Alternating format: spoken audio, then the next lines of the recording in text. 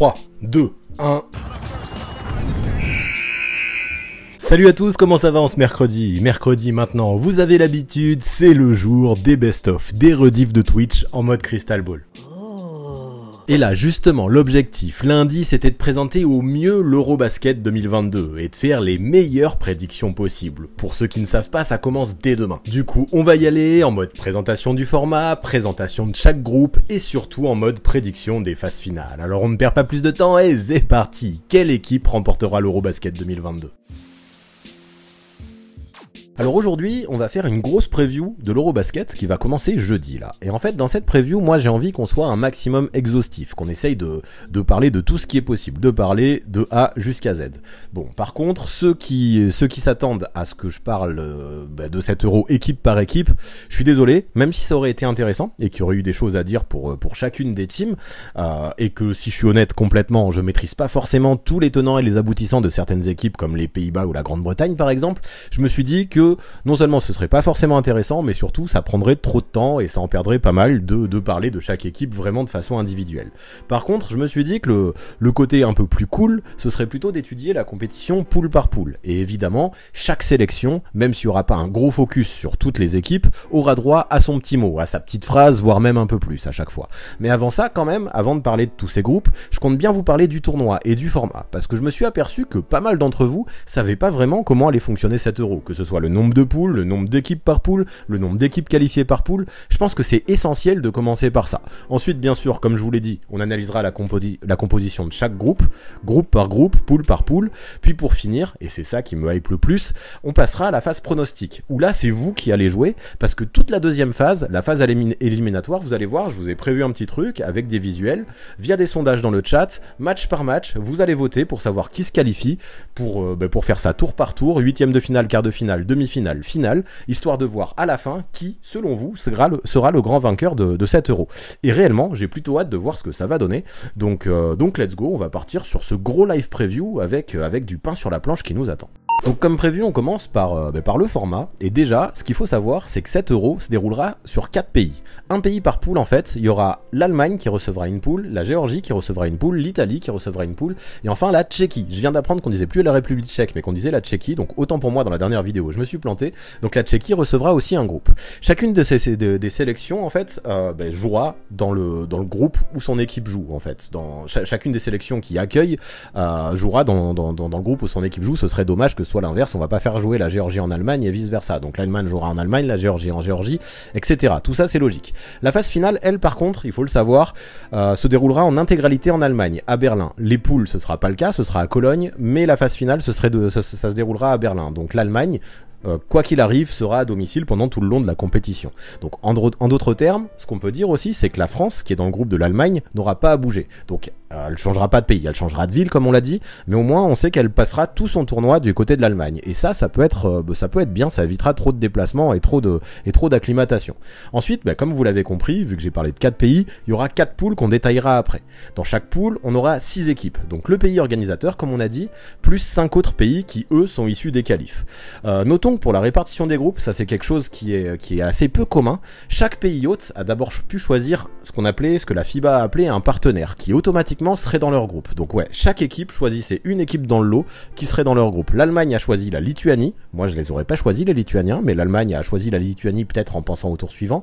L'Italie a choisi l'Estonie, la Géorgie a choisi la Turquie, un gros morceau aussi, et la Tchéquie a choisi la Pologne. Le reste c'est organisé sous forme de chapeau et de tirage au sort, ça on a l'habitude un petit peu dans tous les gros tournois, dans toutes les grosses compétitions, et ça c'était ça a été sujet à débat, parce que la Slovénie, qui est favorite actuellement selon la FIBA, n'était que dans le chapeau numéro 3. Et ça, forcément, quand t'as la Slovénie dans le chapeau numéro 3, que t'as aussi une équipe du chapeau numéro 1 et aussi une équipe du chapeau numéro 2 qui va sortir, tu te dis que potentiellement, il peut y avoir un groupe de la mort. Et il y en a eu un, on verra ça plus tard.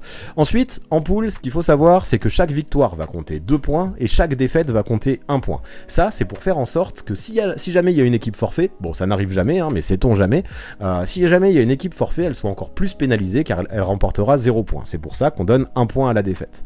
Les 4 meilleures équipes équipes de chaque groupe seront qualifiées pour les huitièmes ensuite, vu qu'il y a 4 poules, 4 x 4, 16, donc ça nous fait les 16 équipes pour les huitièmes. Là, il n'y aura pas d'histoire du meilleur cinquième, etc. C'est vraiment les 4 meilleures équipes qui seront qualifiées. Par contre, ça se peut qu'en cas d'égalité de points, il faille départager toutes ces équipes. Et pour ça, il y a plusieurs critères de sélection.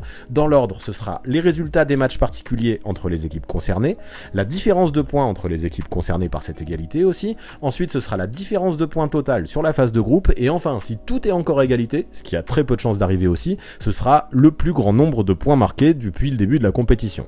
Avec ça, ça va nous permettre de départager les équipes, d'avoir un classement qui va bien de 1 à 6 et de qualifier les 4 meilleures équipes du groupe pour la suite. Donc la suite, justement, ce sera les phases finales, avec les huitièmes de finale. Le groupe A croisera avec le groupe B pour ses huitièmes, et le groupe C avec le D. Donc en gros, le premier du groupe A affrontera le quatrième du groupe B, le deuxième affrontera le troisième, et ainsi de suite. Vous connaissez le principe de toutes ces grosses compétitions. Ça formera un tableau à élimination directe qui nous mènera jusqu'à la finale, et justement, ça peut nous faire une grosse compétition vu la qualité des équipes qui vont participer à cet Euro.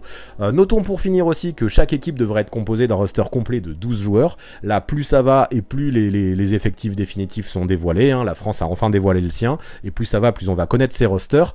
Et précisons aussi, pour être totalement complet, que la Russie a été exclue de la compétition malgré le fait qu'elle était qualifiée, et a été remplacée par le Monténégro. On commence par le groupe A, parce que maintenant je vous avais dit que j'allais parler des poules groupe par groupe. Et dans chaque poule, vous le voyez sur le visuel, je me suis amusé à donner des étoiles qui vont de 1 à 5. Et bien sûr, 1 c'est les équipes que j'imagine le moins favorites, et 5 c'est celles que j'imagine le plus favorites. Et comme vous le voyez, à mon avis, même s'il n'y a aucune team à 5 étoiles dans ce groupe, c'est assez flagrant, les deux équipes que je vois sortir, c'est la Turquie et l'Espagne.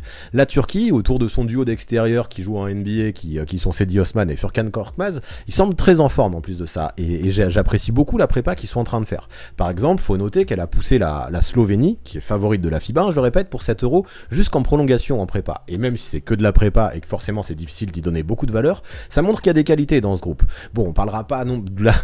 c'est que de la prépa aussi, parce que on va éviter de parler de la raclée qu'ils ont reçue récemment face à la Lettonie d'un énorme Kristaps Porzingis, alors que la Lettonie participe même pas à l'Euro. On va dire que ça arrive et que c'était un accident de parcours. Mais si on reparle de l'effectif à nouveau, en plus de Cedi Osman et de Furkan Korkmaz, on peut ajouter à cet effectif Alperen Sengun, qui sort d'une saison rookie qui était très solide à Houston. Et clairement, là, la Turquie donne l'impression qu'on pourra compter sur elle. Et même qu'elle pourra potentiellement finir première de sa poule, je pense, au vu de l'effectif. Surtout que là, en fait, j'ai même pas encore parlé de Shane Larkin, qui clairement est l'un des meilleurs arrières d'Euroleague, et qui pourrait, malgré la présence de 3 NBAers dans l'équipe, se comporter en leader dans cette équipe de Turquie. Et franchement, je me dis qu'il y a du monde à tous les postes, beaucoup de talent individuel, et si la sélection turque arrive à assembler les pièces bien comme il faut, sur un match, je me dis qu'elle peut se montrer dangereuse face à n'importe qui, et même s'afficher en véritable outsider dans cet Euro, donc je suis plutôt impatient de voir ce que ça donnera sur le parquet. Ensuite, évidemment, de toute façon, on va faire les équipes dans l'ordre du visuel. Vous le voyez, vient l'Espagne. Et même si la sélection est en pleine phase d'entre-deux, là, avec la fin de la génération dorée, on peut pas non plus les enterrer. Bon, maintenant, c'est sûr que c'est difficile de les considérer comme favoris, quand on connaît tous les absents qui arrivent en fin de parcours, ou qui sont juste pas présents à cet Euro. Là, évidemment, on le sait, les frères Gasol ne sont plus là. Juan Cannavaro, c'est pareil, et on a un Ricky Rubio qui sort d'une saison très compliquée, qui a déclaré forfait. Pire encore, à quelques jours de la compétition, on a un Sergio Llull qui s'est blessé à la cuisse, qui était prévu pour cet Euro, mais qui a dû renoncer à la compétition, et ça pique. Ça fait encore un cadre de moins du côté espagnol. Bien sûr, il restera ce satané Rudy Fernandez, mais aussi les frères Hernan Gomez, et rien qu'avec ça, même si c'est moins légendaire qu'avant, c'est sûr, t'as quand même une ossature qui est assez solide. Et c'est bien pour ça que j'ai mis 4 étoiles à ces Espagnols quand même, et il faut savoir aussi que le récemment naturalisé Lorenzo Brand pourra lui aussi avoir un impact à la main. J'ai hâte de voir ce que ça donnera à l'Euro, de voir qui ils ont ramené. Ils cherchaient tout simplement un meneur, les Espagnols, ils ont naturalisé Lorenzo Brand, et c'est passé comme une lettre à la poste. J'ai aussi hâte de voir ce que va donner Ousmane Garouba, qui, comme Sengun qu'on évoquait avant, joue aux Rockets. Il a pas beaucoup joué cette saison en NBA, mais on sait que c'est un vrai potentiel pour l'avenir, donc j'ai hâte de voir s'il pourra peser dans cet Euro. Et je me dis que, à l'image de Garouba, on a pas mal de jeunes dans cet effectif, mais aussi pas mal de questions qui se posent. Ça s'est vu pendant la prépa, avec de nombreuses défaites, même quelques raclées, qui montrent que ce sera compliqué pour les Espagnols. Mais bon, vous connaissez la règle dans le basket international, surtout du côté de la France, c'est ce qu'on se dit, il faut jamais sous-estimer cette équipe qui en plus pourrait arriver morte de faim avec tous ces jeunes et justement qui a tout à prouver, qui a rien à perdre, donc qui pourrait vraiment mouiller le maillot. Et quand on voit que cette équipe n'a pas fini hors du top 4 depuis 1997, ça commence à dater quand même, ce serait précipité de dire trop tôt que l'Espagne pourrait sortir de façon précipitée.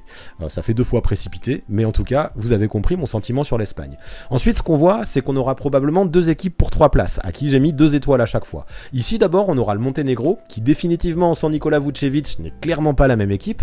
Néanmoins, il y a quelques cadres expérimentés, un basket qui est joué de façon sérieuse, un vrai collectif qui se connaît, quelques cadres qui jouent depuis pas mal de temps dans cette équipe, et je pense que ce sera pas non plus très simple de venir à bout de ces Monténégrins qui s'ils jouent un basket appliqué, pourrait embêter pas mal de monde, notamment dans ce groupe A. Peut-être décrocher une 3e place et qui sait, voire viser plus haut. Pour ce qui est de la sélection georgienne, qui s'organise notamment autour de Goga Bitadze, qu'on connaît bien du côté des Pacers, c'est difficile d'espérer trop non plus, surtout quand on voit la prépa catastrophique de l'équipe en termes de résultats. Mais bon, les Georgiens ils joueront chez eux en poule, c'est aussi pour ça que j'ai hésité entre 1 et 2 étoiles, mais je me dis le fait de jouer chez eux, ça peut aider, et mine de rien, il y a quelques joueurs de qualité référencés, en plus de Bitadze, comme Giorgi Chermadini, qui pourrait s'afficher en tant que leader de cette sélection georgienne, et je me dis que peut-être devant son public, cette sélection se surpassera. Bon, maintenant, faut noter qu'en prépa, on a Tornike Shengelia, qui lui aussi est un réel cadre, mais il s'est blessé, c'était il y a seulement quelques jours, et ça pourrait faire du mal. Je pense que c'est un gros coup dur pour cette sélection, mais attention, à voir ce qu'ils pourront faire autour de Bitadze et de Chermadini.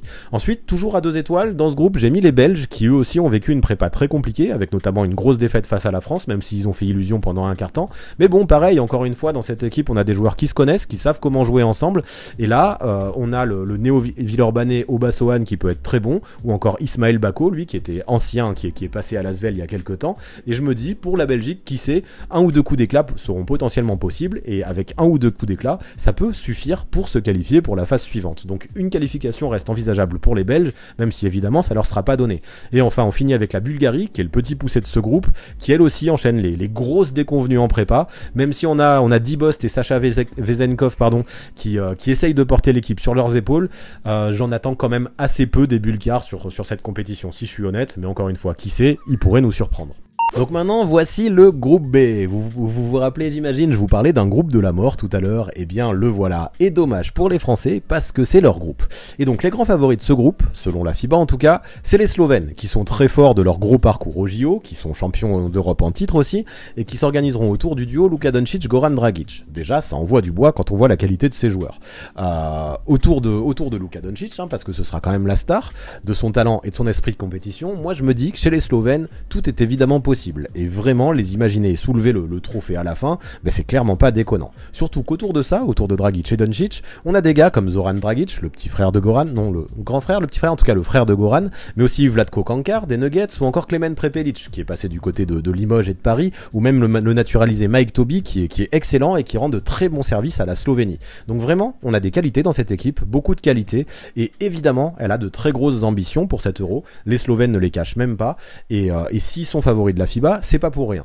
Vient ensuite la France, sur laquelle je vais pas trop m'attarder, parce que samedi sur YouTube, j'ai fait un énorme focus sur notre sélection tricolore. Donc là, c'est clair, il y a eu quelques interrogations dans le jeu, en prépa, dû notamment, je pense, à un certain manque de focus sur certaines phases, le fait aussi peut-être d'avoir pris des adversaires de haut de temps en temps, et peut-être que les absences de Batum et de Kolo font du mal aussi, mais malgré ça, j'ai trouvé, au moins en termes de résultats, si on écarte le dernier match face à la Bosnie, que ce qu'ils ont montré, les Bleus, c'est plutôt convaincant, même si effectivement j'ai quelques doutes et quelques interrogations. Donc bien sûr, à part ce match face à la Bosnie, mais malgré la défaite après 2 prolongations, j'ai quand même kiffé que les Bleus n'aient jamais rien lâché et qu'ils soient montrés vraiment combatifs. Et ça, pour moi, la combativité, ça peut être une des vraies forces de cette équipe de France. Le fait qu'on ait vraiment des guerriers, des compétiteurs, à l'image d'Evan Fournier et de Rudy Gobert. Et malgré le fait que parfois ça peut un peu balbutier le basket, je pense que cette volonté et cet esprit de compétition peut les éviter de tomber dans plusieurs pièges. Notons aussi que depuis ma vidéo de samedi, on a eu quelques changements dans l'effectif. On a Isaiah Cordigné et Mam Jaïté qui ont été écartés pour faire de la place respectivement à Andrew Albici et Mustapha Fall. On verra ce que ça donne. Albici et Fall, ça peut apporter une vraie plus-value. Albici avec son côté teigne sur le poste 1 qui peut étouffer beaucoup de monde. Je pense que la défense extérieure a un peu souffert en préparation et Albici peut compenser peut-être pas mal de trous. Et Fall qui peut vraiment jouer le rôle de point de fixation à l'intérieur, même s'il y aura des mecs comme Poirier et Gobert devant lui. Pourquoi pas, du haut de ses 2m18, il peut faire du bien, Mustapha Fall. En tout cas, ce qui est sûr, c'est que je le disais, la FIBA mettait la Slovénie grande favorite de 7 €, mais juste derrière, en numéro 2, on a les Français, toujours selon eux, et ça je me dis que c'est pas pour rien, et clairement, l'équipe de France dans 7 € aura qu'un seul objectif, la médaille, et si possible, la médaille d'or. Evan Fournier et ses troupes n'ont jamais remporté de médaille d'or dans une compétition internationale, et aucun doute pour moi qu'ils vont tout mettre en place pour essayer d'aller sur la plus haute marche du podium d'ici la fin de l'Euro. Sauf que ce sera pas simple, parce que comme vous le voyez dans ce groupe, j'ai mis 3 équipes à 5 étoiles, contre aucune dans le groupe A. Et la troisième, encore une très très grosse team, la Lituanie, qui va s'organiser autour de l'énorme paire intérieure d'Omantas Sabonis, Jonas Valanciunas, qui pourrait faire beaucoup de mal à plusieurs sélections. Ils ont fait une prépa qui a été très bonne, avec 2 wins face à l'Espagne notamment, et un Ignaz Brazdeikis qui s'est vraiment métamorphosé et qui s'est révélé au scoring, hein. Il a eu toujours du mal en NBA, mais là, dans cette prépa, je l'ai trouvé vraiment excellent, et quand on voit qu'on a les 2 gros intérieurs et Brazdeikis qui peut bombarder à toute blinde au périmètre, je trouve que déjà, autour de ce trio, la sélection lituanienne est bien convaincante. À ça, on peut ajouter la présence de nombreux joueurs expérimentés. On a Masiulis, on a Kuzminkas, on a Grigonis, on a Jokubaitis et j'en passe. Je vais pas faire toute la liste, mais on le sait, le basket lituanien est très bon. Il y a beaucoup de profondeur dans cette équipe. Et moi, je me dis que chez eux, encore une fois, après la Slovénie et la France, on va avoir une énorme écurie. Donc après la déception lituanienne de pas avoir fait les JO, ils se sont pas qualifiés. Moi, je pense que cette équipe pourrait arriver le couteau entre les dents à l'Euro, montrer à quel point ils ont de la valeur et montrer à quel point ils peuvent aller loin. Et croyez-moi, je pense qu'il faudra se lever très tôt pour les battre. Et clairement, hein, les Lituanie-France, les Lituanie-Slovénie ou même le France-Slovénie, là dans ce groupe, on va avoir 3 matchs qui vont valoir leur pesant de cacahuètes. Sauf que c'est pas tout, même si là j'ai pas mis 5 étoiles, mais j'en ai mis 4. Pour continuer autour de ce groupe de la mort, j'ai mis les Allemands, hein, j'ai mis les Allemands juste derrière, qui autour de Dennis Schröder, qui est toujours excellent en sélection nationale, en plus de ça, vont accueillir le tournoi. Donc sur le papier, c'est vrai, il semble un petit peu en dessous des 3 autres équipes, mais comme je dis, on sait à quel point Schröder peut vraiment porter son équipe sur ses épaules, et attention, il peut tout faire à lui seul, il peut prendre complètement feu au scoring, et il peut vaincre, enfin voilà, imaginez un Schröder à 40 points, et n'importe quelle équipe en face sera en difficulté. À côté de lui, je trouve qu'il sera plutôt bien accompagné en tout cas, même si on a un Maurice Wagner qui sera out sur blessure, on aura son frère Franz qui sort d'une excellente saison rookie avec Orlando, et on a aussi Daniel Theis, c'est la grosse interrogation, il était blessé, on l'avait mis out pour l'Euro, là il n'y a toujours pas eu d'officialisation, a priori il est en bonne voie pour disputer l'Euro, et si son retour de blessure est effectif et qu'il peut jouer avec ses Allemands, je pense qu'il pourrait faire énormément de bien à cette sélection. À ça, on peut ajouter la plupart des cadres habituels. On a du Voigtmann que j'aime beaucoup et qui a fait lui aussi une excellente prépa. Et en fait, ça fait du beau monde chez ces Allemands. L'équipe, il faut le dire, a même largement battu la Slovénie le week-end dernier, même si Doncic a joué blessé en deuxième mi-temps. A priori, rien de trop grave parce qu'il est revenu en match après s'être fait la cheville. Donc rien de grave, mais même avec un Doncic sur une jambe en deuxième mi-temps, c'est une belle perf de battre la Slovénie. Et je me dis que dans ce groupe très relevé, même si je les vois pas favoris, les Allemands seront très difficiles à prendre et un faux pas face à eux pourrait vite arriver et même vite s'avérer fatal. Tant ce groupe est dense, parce que ensuite, même si je les mets un petit poil en dessous avec 13 étoiles, on a les Bosniens de Yusuf Nurkic qui sera très bien accompagné par un gars que j'aime beaucoup, qui est très référencé aussi en Europe, Zanan Musa, qui est attendu pour avoir un gros rôle et se comporter en leader de cette équipe aux côtés de Yusuf Nurkic. L'équipe a de bonnes individualités, elle a montré de très bonnes choses aussi en prépa, notamment en venant à bout des Bleus là, le week-end dernier. Le problème, je pense, le seul problème pour la Bosnie, c'est la densité de la poule. Je me dis que dans une autre poule, dans un autre groupe, clairement, j'aurais dit qu'ils en sortaient sans souci. Il y aura qu'à regarder le groupe A, groupe C, groupe D. Tu mets les Bosniens, à mon avis, ils en sortent sans souci. Là, ça va être beaucoup plus compliqué, mais faut pas les enterrer trop vite non plus, parce que, on l'a vu, sur un match, ils peuvent tout faire. Ils ont battu les Bleus et ils peuvent créer la surprise, même si, évidemment, dans un tel groupe, plus c'est dense et plus t'es faible, entre guillemets, même si je mets quand même 3 étoiles à la Bosnie, et plus c'est compliqué d'en sortir. Et donc, si je dis dit que c'est difficile pour les Bosniens, qu'est-ce qu'il faut dire des Hongrois? Parce que malgré la présence de Adam Anga, qui lui porte la sélection depuis des années maintenant, on a un groupe qui me paraît bien trop difficile pour eux, même si je leur mets 2 étoiles, hein, ça veut dire que les Hongrois, je trouve qu'ils n'ont pas une équipe si éclatée que ça, mais là, comment tu veux sortir de ce groupe de la mort? Après, l'histoire serait très belle, hein, pour la Hongrie, mais je pense que c'est le petit poussé, clairement, et pour moi, ce serait vraiment une grosse surprise de les voir sortir de ce groupe de la mort. Allez, let's go le groupe C, maintenant, avec selon moi une hiérarchie, vous le voyez dans mes étoiles, qui a l'air pas mal définie. Et avec Giannis Antetokounmpo, qui nous fait en plus de ça une prépa qui est complètement monstrueuse, comment faire pour mettre autre chose que 5 étoiles à ces Grecs? Le gars, c'est une superstar en NBA, et plus le temps passe, et plus il semble s'adapter au jeu FIBA, après quelques années où il a bégayé un peu, aujourd'hui il semble vraiment dominer, et on s'y attendait, hein. En tout cas, on a un joueur qui progresse d'année en année, n'en déplaise à Gilbert Arenas, et si il joue à l'Euro comme il joue en prépa, les Grecs vont être un très gros morceau. Évidemment, ce sera l'un des joueurs les plus scrutés du tournoi, et surtout que aujourd'hui, autour de lui, évidemment, on aura des ambitions grecques qui seront très hautes. Surtout que il évoluera avec 2 de ses frères, Thanasis et Kostas, même s'il me semble que Kostas est encore incertain pour l'Euro.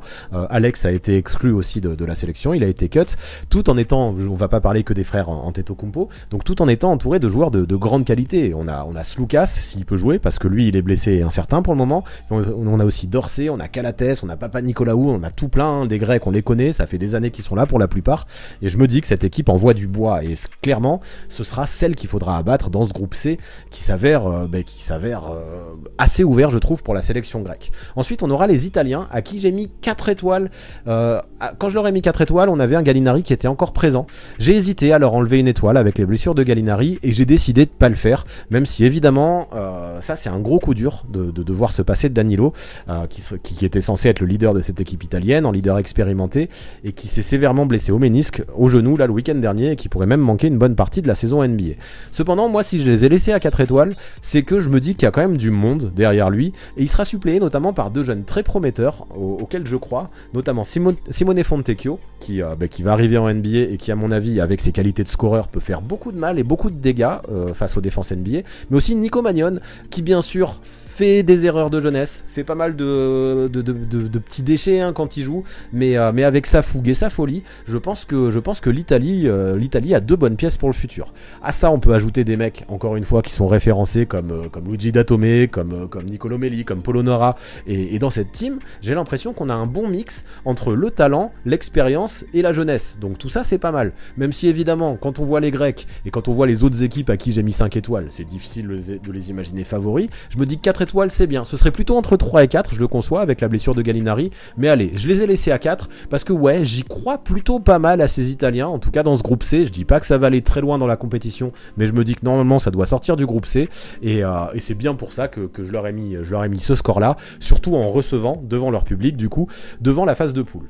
Troisième dans la hiérarchie, juste derrière, je mets les Croates avec une petite étoile de moins. Donc bien sûr, quand on pense Croatie, là en 2022, on pense avant tout à Bojan Bogdanovic du Utah Jazz. Ceci dit, moi j'ai hâte de voir, je vais jeter un œil en tout cas très sérieux à ce que peut donner Dario Saric, qui fera son grand retour, là qui a joué en prépa, mais qui pour l'instant se remet peu à peu, qui fera son grand retour après sa rupture des ligaments croisés qu'il a écarté des parquets pendant toute une saison du côté de Phoenix. On aura aussi Ivica Zubac, qu'on connaît hein, bien sûr du côté de la NBA, du côté des Clippers, qui pourra apporter ses bonnes mains à l'intérieur, même si j'ai de vrais doutes le concernant sur ce qu'il peut faire au niveau défensif, mais bon, rebond offensif avec ses bonnes mains, il fera du bien je pense au poste de pivot chez les Croates. Et on aura bien sûr Mario Hezonja aussi, qui même s'il n'a pas réussi à briller du côté de la NBA, il sera toujours là pour marquer des buckets dans le basket FIBA, pour envoyer 2-3 bombes, et encore une fois je me dis qu'on a une très belle team du côté des Croates. De toute façon la Croatie nous a habitués à de belles sélections.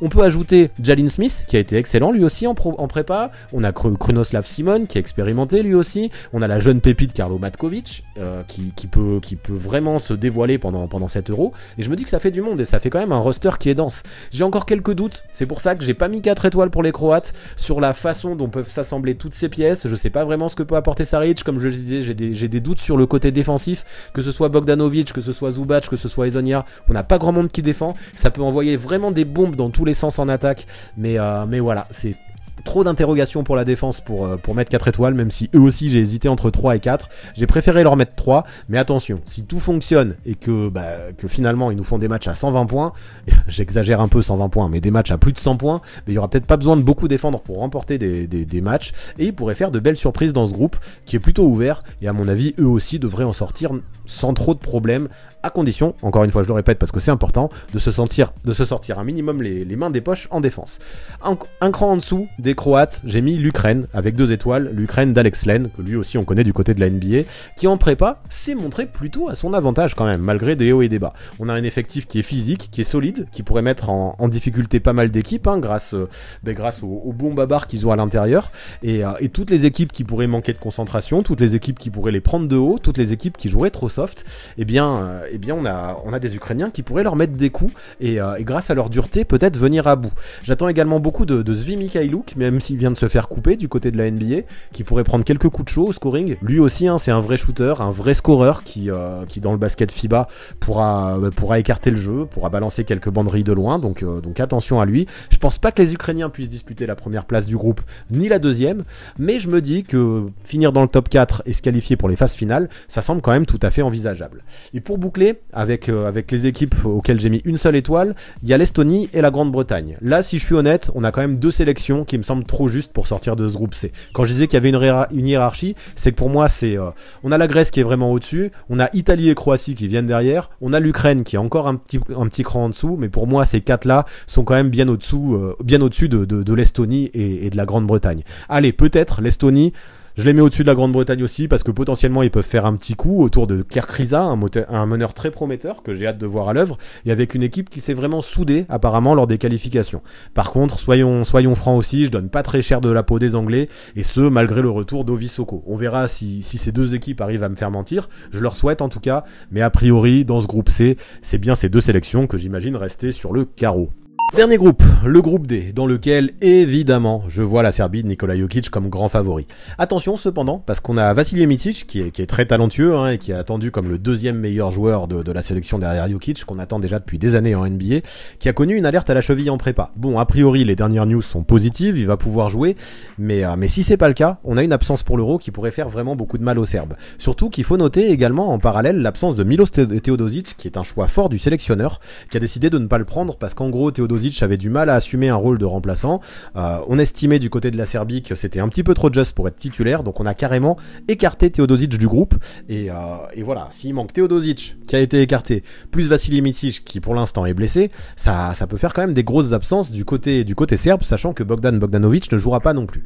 Quoi qu'il en soit, il reste quand même du monde, parce que du côté de la Serbie, on a un vrai vivier de basketteurs. Et autour du Joker, qui je vous le rappelle est double MVP en titre en NBA, je me dis que rien qu'avec lui déjà, tout est évidemment possible. Tant le pivot peut porter sa sélection dans tous les secteurs du jeu, que ce soit le playmaking, les rebonds, le scoring et même la défense. Donc je m'attends que pendant cet Euro, on ait un Jokic qui noircisse les feuilles de match bien comme il faut, et à ses côtés, on aura quand même des joueurs talentueux comme Nemanja Bjelica, qu'on connaît bien du côté de la NBA, même si pareil aux dernières nouvelles il était incertain. Il y avait Philippe Petrousev dans la présélection, qui avait fait une bonne carrière, hein, du côté de Gonzaga, et qui pour l'instant galère un petit peu à faire sa place en NBA, à voir s'il est gardé dans les 12, mais j'attends beaucoup de sa part. Ça c'était pour les joueurs qu'on connaît des États-Unis, mais à leur côté, évidemment, on aura aussi bien sûr, ce que je disais, un gros vivier du côté serbe, de nombreux joueurs qui sont expérimentés en FIBA. Pareil, je vais pas tous les citer, mais on a du Guduric, du Milutinov, du Kalinic, du Nedovic, et vraiment, on a une sélection serbe qui aura de l'allure. Donc là aussi, on a un super mix, je trouve, entre talent, jeunesse et expérience,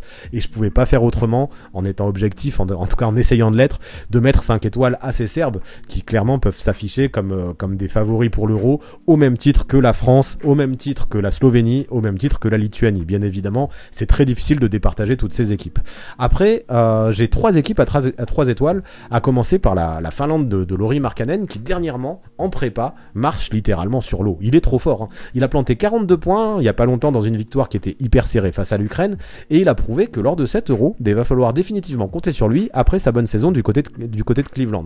En fait, rien que sa présence, je trouve, apporte une vraie force de frappe à cette sélection finlandaise, et c'est aussi beaucoup grâce à lui que je leur ai mis 3 étoiles. étoiles. Je pense qu'en temps normal, je leur aurais mis un peu moins. Mais si on ajoute à ça, si on ajoute à Markkanen la présence de l'expérimenté, du très expérimenté même, Petteri Koponen, et un groupe, un effectif, un roster qui est rempli de joueurs de devoir, ben je me dis que la Finlande peut avoir une carte à jouer pour sortir de cette poule et finir potentiellement devant l'Israël et la Pologne. Mais bon, ça va pas être simple, parce que dans ce groupe D, comme je disais là à l'instant, on va aussi avoir l'Israël, de Deni Avdija entre autres. Même si son début de carrière en NBA aux Wizards est plutôt compliqué jusque-là, en sélection nationale, je le trouve vraiment à son aise dans son rôle de couteau suisse qui peut tout faire sur le terrain et qui est un joueur européen qui, justement, qui peut faire sa place dans cet Euro grâce à sa polyvalence. Personnellement, je vais l'observer de près parce que ça peut être, je me dis, la compétition de la révélation pour Avdija, dont on attend beaucoup depuis pas mal de temps. Il sera accompagné d'autres joueurs expérimentés qu'on connaît bien aussi, comme Gal Mekel, comme Guy Pnini, et sans être favorite, ni même outsider, je pense, cette sélection israélienne, je la trouve plutôt intéressante, et ce sera pas forcément si évident que ça de les battre en poule, même potentiellement pour la Serbie. Sauf que bon, dans ce groupe, qui derrière la Serbie est à mon sens très homogène, on aura aussi la Pologne, qui sera menée notamment par Aaron Sell et Eji Slaughter. Cette équipe l'a montré lors de la Coupe du Monde 2019, elle a du cœur, et même si je suis un peu déçu que Jeremy Sohan, le néo-Spur, ne dispute finalement pas l'Euro, en raison d'un choix personnel, je me dis que les Polonais ont une chance de sortir de ce groupe D, eux aussi, au moins autant que la Finlande et l'Israël. Ce qui est sûr en tout cas, c'est que les Pays-Bas qui arrivent dernier. Oh, j'ai pas parlé des Tchèques, je me rends compte. Il va falloir que je parle des Tchèques juste après. Les Pays-Bas, pour moi, semblent représenter carrément l'équipe la plus faible de cet Euro, même derrière la Grande-Bretagne. Et les imaginer ne serait-ce que remporter un seul match, ce serait déjà une belle réussite, et encore plus au vu de certaines fessées qui ont été reçues en prépa, pardon. Et du coup, ouais, j'ai carrément sauté la Tchéquie, et comme je disais, derrière la Serbie, je pense que ça peut se jouer dans un mouchoir de poche, avec vraiment la Tchéquie, la Finlande, l'Israël et la Pologne. Là, on va avoir 4 équipes pour 3 places qualificatives. Donc parmi ces 4 équipes, je les ai zappées, mais j'aurais quand même mis 4 étoiles. C'est parce que je donne un petit avantage aux Tchèques, malgré la fessée qui a été reçue face à l'équipe de France la semaine dernière. On a une équipe qui a tenu une mi-temps, qui a de belles qualités, et qui, si elle prend chaud derrière la ligne, devient très difficile à jouer. Faudra espérer que Satoransky, qui était pas là face à la France, soit remis de blessure. Pour l'instant, encore une fois, c'est l'incertitude le concernant. Il n'a pas encore fait une croix sur l'Euro, même si c'est ce qui se disait. On sait pas. J'ai lu certaines rumeurs qui disaient que c'était sur la bonne voie, donc on verra ce que ça dit. Et sans lui, c'est vrai, moi j'ai mis ces 4 étoiles en pensant à lui, mais sans lui, on peut se dire que cette sélection tchèque pourrait manquer d'un leader, même si on a des gars comme Patrick Oda, comme Andrej Balvin, et surtout l'excellent Jan Vezelik, j'ai failli oublier, qui peuvent être très bons et qui peuvent porter la Tchéquie jusqu'à certaines victoires. Quoi qu'il en soit, d'un point de vue collectif, j'ai quand même tendance à croire en cette team, vu qu'en plus elle jouera devant son public, et voilà pourquoi je lui ai mis 4 étoiles, et que je l'imagine du coup deuxième favorite de ce groupe, derrière la Serbie. Place donc aux prédictions de la commu, et ça franchement c'est le moment qui me hype le plus, et donc faut savoir que je me suis amusé à remplir le bracket en fonction des power rankings de la FIBA, en fait plus une équipe était bien classée dans leur power ranking, plus je l'ai mise dominer son groupe. Donc dans un groupe, si voilà, tout simplement, la Slovénie domine le power ranking de la FIBA, forcément je l'ai mise premier du groupe, devant la France que j'ai mise deuxième.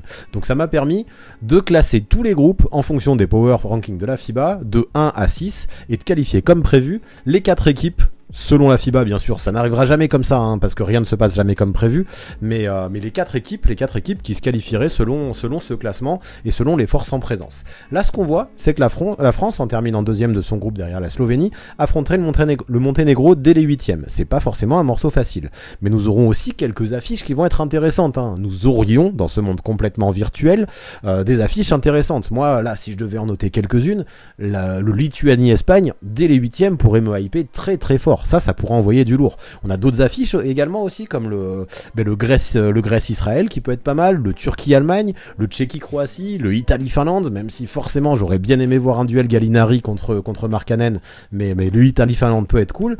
Et dès les 8e, moi ce qui me plaît, c'est qu'on a un Euro qui me paraît très relevé, et dès les 8e, on peut avoir pas mal de rencontres qui vont valoir leur pesant de cacahuètes.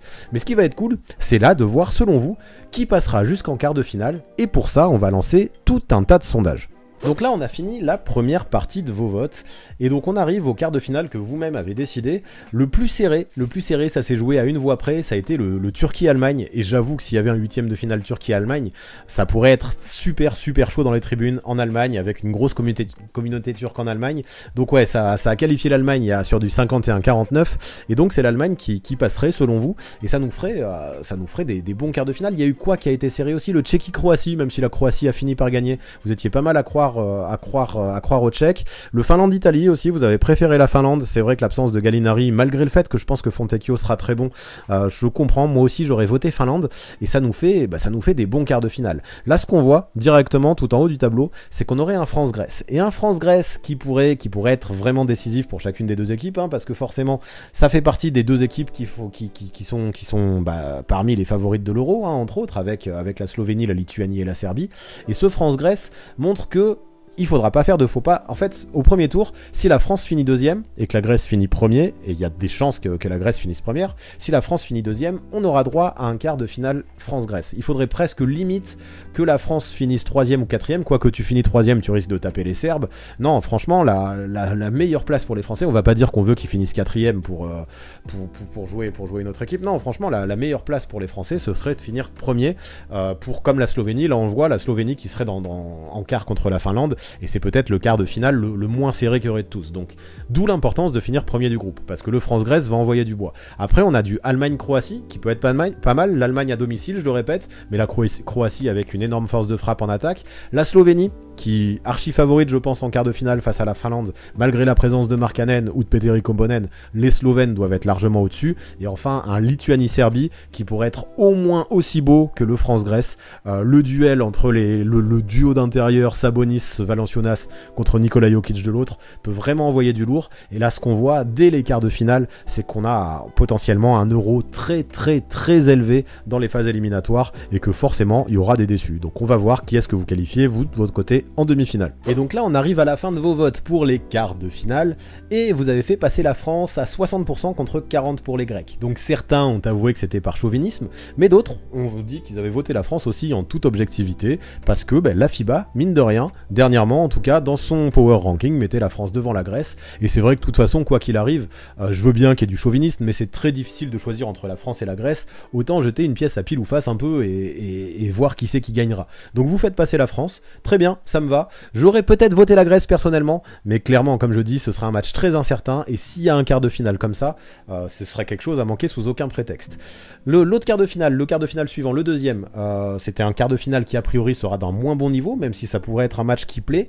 Allemagne-Croatie, et là encore une fois, on a eu dans les votes quelque chose de très serré. Rappelez-vous, en huitième, vous avez fait passer les Allemands contre les Turcs à une voix près, et là vous faites passer les Allemands contre les Croates à une voix près aussi, avec le trio Dennis Schröder, Franz Wagner, Daniel Theis, s'il est remis, je le rappelle, parce que les Allemands sont à domicile, et devant leur public, ils peuvent surprendre et faire un gros parcours. Donc pour vous, encore d'une fois, de façon très serrée, ce sont les Allemands qui passent. Ensuite, sans aucune surprise, vous avez fait passer les Slovènes contre les Finlandais. Là, ça a été un score sans appel pour les Slovènes. Il y avait limite pas à faire de sondage tellement vous étiez pour les Slovènes. Et effectivement, je suis d'accord, ça méritait pas trop de discussion. Là où j'ai été surpris un petit peu, c'est Lituanie-Serbie. Pour moi, c'est un aussi gros quart que le France-Grèce, qui pourrait être aussi serré. Et alors, je dis pas que les Serbes ne passeront pas, mais là où j'ai été surpris, c'est par l'écart qu'il y a eu.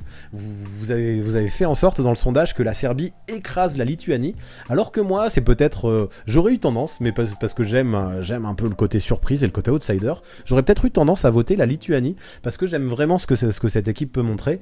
Et à mon avis, quoi qu'il arrive, c'est un peu comme le France-Grèce, on pourrait lancer une pièce à pile ou face, et donc je dis pas que la Lituanie passerait à tous les coups, mais ce qui est sûr, c'est que ce sera potentiellement un match beaucoup plus serré que certains l'imaginent, vu que vous avez voté la Serbie en masse, et la Lituanie n'avait que très peu de voix au final. Mais ça nous donne deux demi-finales qui peuvent être intéressantes, avec un France-Allemagne qui sur le papier pourrait être moins difficile pour les Français que leur quart de finale, même si les Allemands à domicile pourraient être très durs à jouer, et si vous les avez qualifiés jusqu'en demi-finale, c'est pas par hasard. Et un Slovénie-Serbie qui ce sera clairement la demi-finale à ne pas manquer, entre un Luka Doncic et un Nikola Jokic. Ça aussi, ça pourrait envoyer sacrément du bousin, et pareil, à ne manquer sous aucun prétexte si ça a lieu. Donc on va voir qui est-ce que vous qualifiez en finale désormais. On arrive donc au final, et dans la première demi-finale, France-Allemagne. c'est vrai que la France pourrait avoir du mal face à l'Allemagne qui va jouer à domicile, et ça peut potentiellement être typiquement français de perdre un match dans lequel ils sont favoris après avoir fait une grosse perf. Cette grosse perf qu'ils auraient faite contre les Grecs juste avant, même si bien sûr je rappelle on est dans un monde virtuel.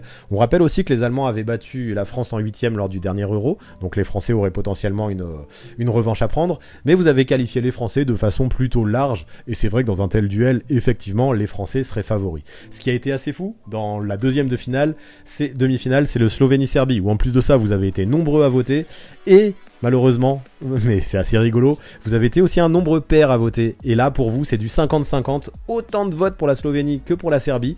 Alors, ce que j'ai fait, c'est que j'ai pris une pièce, on a fait du pile ou face. Et selon le pile ou face, c'est la Slovénie qui serait passée. Personnellement, moi, j'aurais voté la Serbie. J'ai tendance à croire, même si la Slovénie, avec un Luka Doncic, fait beaucoup parler d'elle. Et bien sûr, je sais très bien qu'il y a énormément de fans de Luka Doncic. Imagine que, et c'est la vérité, hein, imagine que la Slovénie peut tout faire. J'aurais plutôt penché du côté de la Serbie, mais vraiment ça aurait été du 51-49 pour l'expérience du basket serbe. Bon, après en même temps je dis ça, mais j'aurais peut-être voté pour la Lituanie face à la Serbie au tour précédent. C'est pour dire à quel point tout ça pourrait se jouer dans un mouchoir de poche, et quoi qu'il en soit, dans un tel tableau, les Serbes, ils devraient se taper l'Ukraine, ça va, mais ensuite les Lituaniens et la Slovénie, que des gros morceaux pour eux. Donc ouais, j'aurais quand même potentiellement fait passer les Serbes, mais ça c'est encore le jeu du hasard, mais le pile ou face a décidé du contraire. Donc dans ce tableau là, en tout cas selon vos votes et donc la pièce, nous aurions une finale France-Slovénie en mode revanche de la demi-finale des JO, qui forcément sera potentiellement très intéressant, même si cette fois-ci il n'y aura pas de Nicolas Batum pour contrer Klemen Prepelic à la fin. Et enfin vos derniers votes. Bon, c'est pas de surprise sur la finale 3ème place. Vous avez qualifié la Serbie face à l'Allemagne de façon assez large, et effectivement dans ce genre de finale 3ème place, les Serbes seraient largement favoris, mais en finale, le chauvinisme n'a pas fait loi cette fois-ci. Ça a été super serré, parce que effectivement, jusqu'à la dernière seconde, nous avions autant de voix pour les Français que pour les Slovènes, et à la dernière seconde, allez, un petit buzzer de Luka Doncic potentiellement, ou un buzzer de Klemen Prepelic, je disais qu'il ne se ferait pas contrer par Nicolas Batum cette fois-ci. C'est la Slovénie que vous faites gagner cet Eurobasket, donc j'imagine avec un Luka Doncic qui serait MVP, et effectivement c'est sûr que cette fois-ci, si on compare par rapport à la dernière demi-finale de l'Euro, nous aurions Goran Dragic du côté des Slovènes, qui n'était pas là la dernière fois, et nous aurions pas Batum et De Colo du côté des Français. Donc peut-être, effectivement, moi aussi, que j'aurais voté les Slovènes face aux Français, quoi qu'il en soit. Avant qu'on ait une finale France-Slovénie, de l'eau qui va couler sous les ponts, il va falloir en laisser passer. Ce serait une revanche d'ailleurs, ça montrerait que deux équipes du groupe A s'affrontent en finale. Les deux équipes, de toute façon, n'ont pas eu de surprise dans vos votes, parce que à ce jour, la France et la Slovénie sont les deux équipes favorites de la FIBA. Quoi qu'il en soit, pour vous, ce serait les Slovènes qui seraient champions d'Europe, les Français finiraient avec les médailles d'argent, donc toujours pas d'or pour Evan Fournier et Rudy Gobert, et les Serbes finiraient avec la médaille de bronze. Même si je n'aurais pas forcément fait le même tableau, moi c'est ce que j'expliquais. J'aurais peut-être fait passer la Grèce face à la France personnellement, donc ça c'est mes pronostics à moi. J'aurais aussi fait passer la Grèce face à l'Allemagne, donc j'aurais mis les Grecs en finale. De ce côté-là, moi j'avais envie de faire un petit peu mon petit pari. J'aurais peut-être fait passer la Lituanie face à la Slovénie, et Slovénie-Lituanie, j'aurais potentiellement qualifié la Slovénie, donc j'aurais eu une finale Grèce-Slovénie, un duel Giannis Antetokounmpo, Luka Doncic, et là moi je pense que j'aurais fait gagner l'Eurobasket aux Grecs. Mais évidemment je pense que de toute façon déjà un bracket comme ça n'arrivera jamais. Il y aura forcément autant de brackets que de votants et de gens qui participent à ça. Quoi qu'il en soit, la moyenne de la communauté a voté ça, et voilà, je le répète, pour vous, Slovénie grand gagnant de cet Eurobasket 2022. Il n'y a plus qu'à voir dès jeudi si tout se passe comme vous l'avez prévu. Voilà pour ce qui est de l'Eurobasket 2022, voilà pour ce qui est de ce nouveau Crystal Ball. Ça vous a plu à vous? Vous en avez pensé quoi? Et surtout, quelle équipe vous voyez remporter le tournoi? Mettez-moi ça en commentaire, vous avez l'habitude, histoire que je puisse connaître, moi, les tendances de la communauté, et voir si sur YouTube, elles sont différentes de sur Twitch. C'est toujours super intéressant. Et pour finir, vous connaissez les bails, on s'abonne à la chaîne, on active la cloche pour recevoir les notifications, on lâche un maximum de pouces bleus et on rédige ses meilleurs commentaires. Big up en tout cas à tous ceux qui sont restés jusque là dans ce best-of, c'est super important pour le référencement et la mise en avant sur YouTube, et gros merci à tous ceux qui continuent à soutenir sur Twitch et sur Tipeee. S'il vous plaît, n'arrêtez jamais, et si vous aussi, vous voulez les rejoindre, vous aurez toutes les informations dans la description. À très vite.